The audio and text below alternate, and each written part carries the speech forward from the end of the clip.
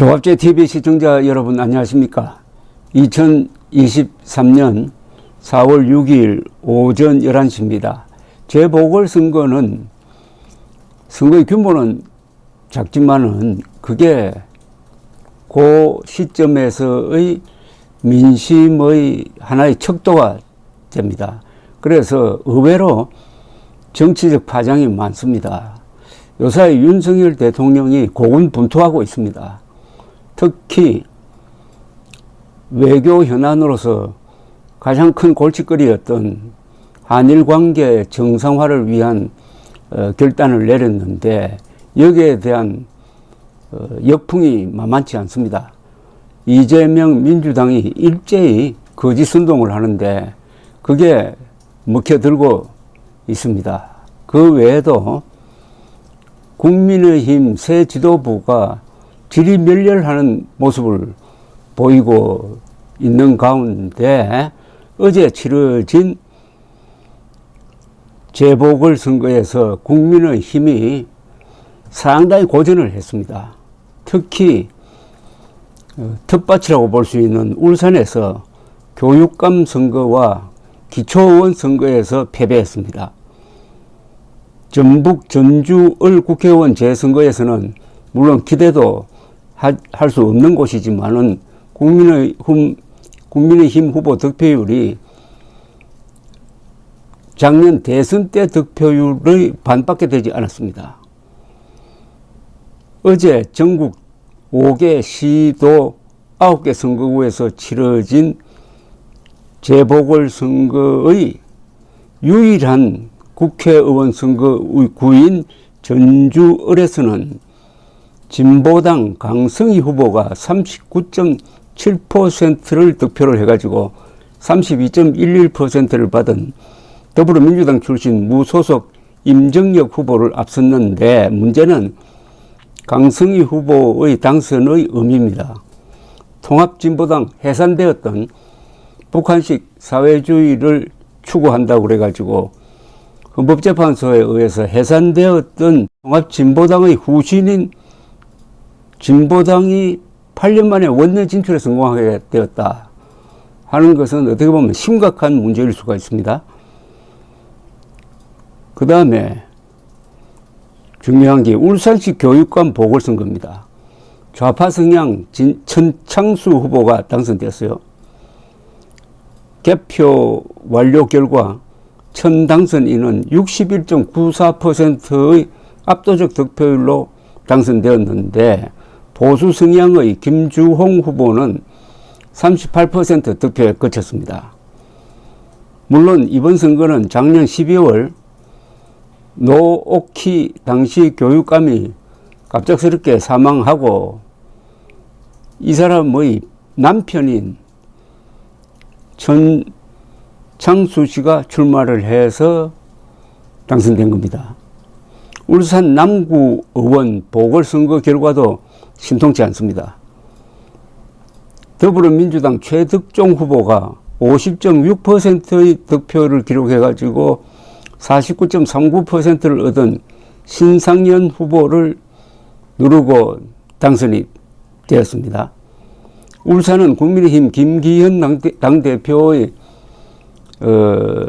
지역구가 있는 곳인데 국민의힘이 지지율이 전반적으로 민주당에 역전당한 이후에 그게 선거에서 증명이 된 겁니다. 여론조사에서 그렇게 나오는 것은 그것은 그냥 참고사항이지만은 선거에서 이렇게 밀려버리면은 내년 총선으로 가는 길이 험난할 것이다 하는 것을 잘 보여주고 있습니다. 여기에 대해서는 이준석 전 대표가 해설을 아주 잘했습니다.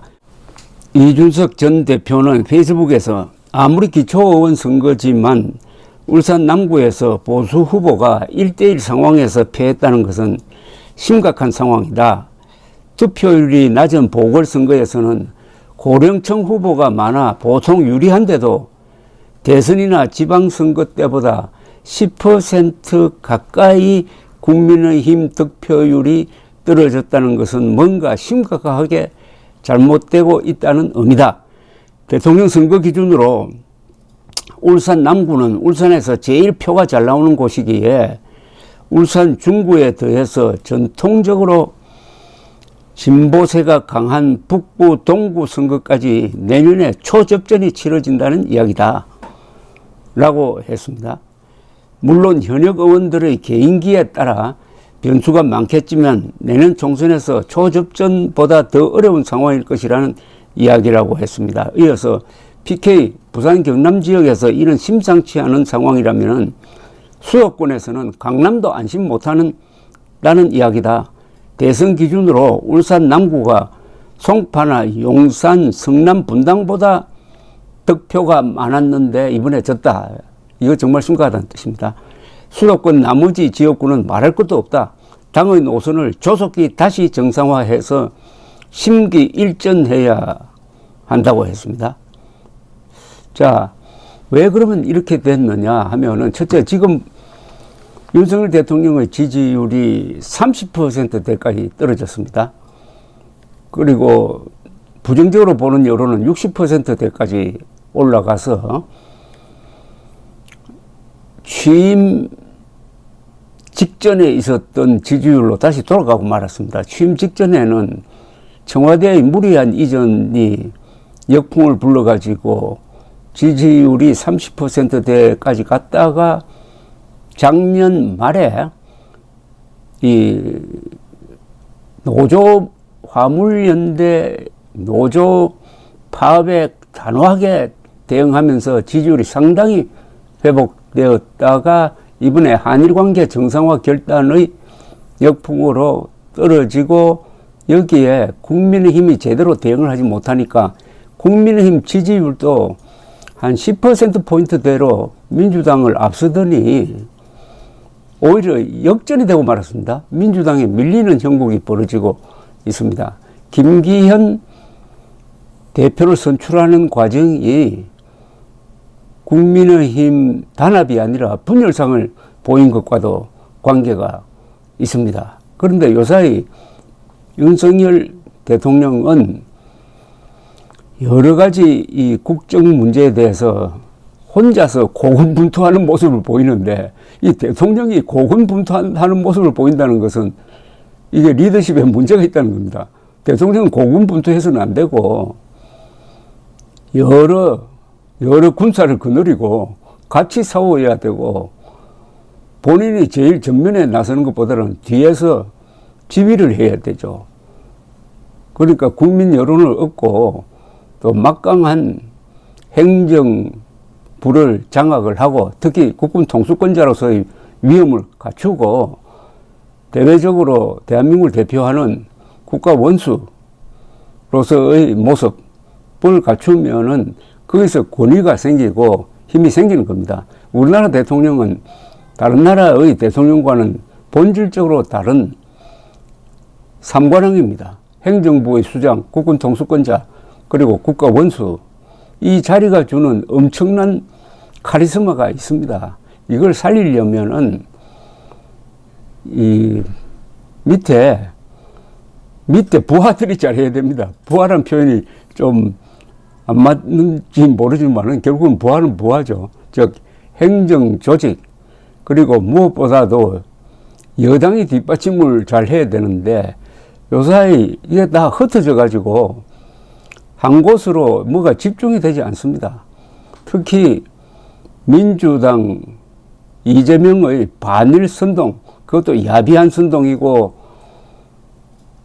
과학과 사실을 무시하고 법도 무시한 그런 선동에 속수무책으로 당하고 있는 모습입니다. 오히려 역공을 펼쳐가지고 지금 민주당의 이 집단의 본성을 드러내고 그 반역성과 반문명성을 폭로를 하면서 당당하게 공세를 펴야 할 국민의 힘이 뭔가 주눅이 들은 것 같고 개념 정리가 되지 않고 그런 사이에 또 안에서는 무슨 사소한 일로 분란이 일어나고 이러니까 이번 재보궐선거에서 이런 일종의 레드카드가 나타난 겁니다.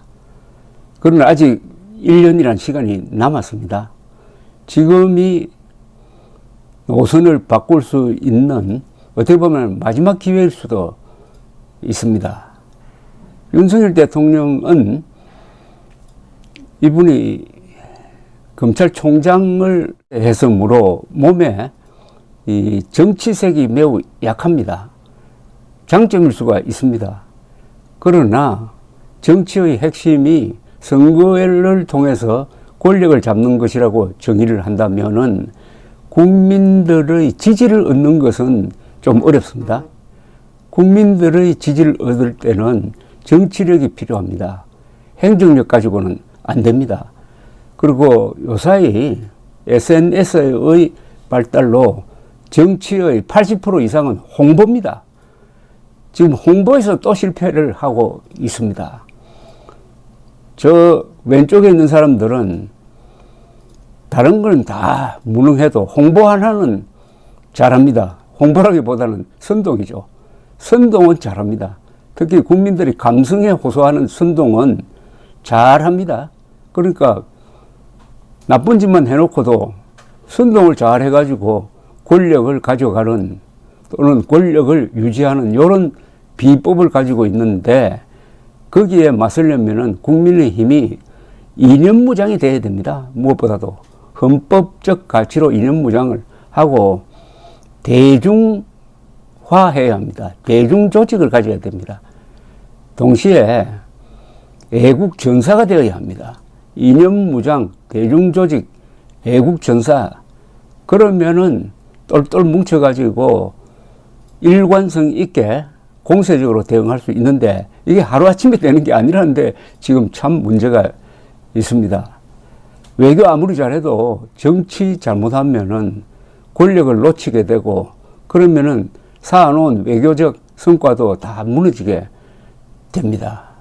윤석열 국민의힘의 심각한 상황이 전개되고 있습니다. 감사합니다.